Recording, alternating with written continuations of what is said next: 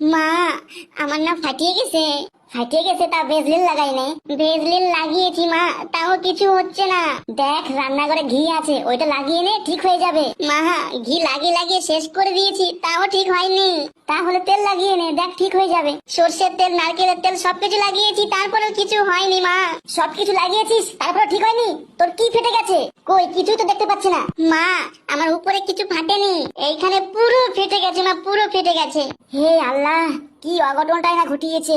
কে খেলা করে ফাটিয়ে দিয়েছে তোকে? এই ভিডিওটাতে দেখতেছে সে খেলা করে ফাটাইতেছে রে মা। কি শুনছো এগুলো? তোমরা বলে আমার মেয়ের সঙ্গে খেলা করে ফাটিয়ে দিয়েছো? যদি ভালো চাও তো এখনই ফলো করো, শেয়ার করো, কমেন্ট করো তাড়াতাড়ি।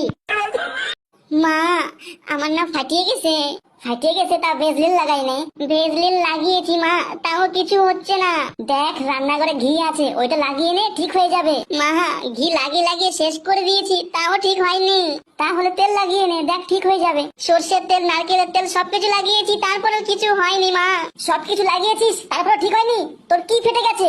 কই কিছুই তো দেখতে পাচ্ছি না। মা, আমার উপরে কিছু ফাটেনি, এইখানে পুরো ফেটে গেছে মা, পুরো ফেটে গেছে। হে আল্লাহ, কি অঘটনটাই না ঘটিয়েছে।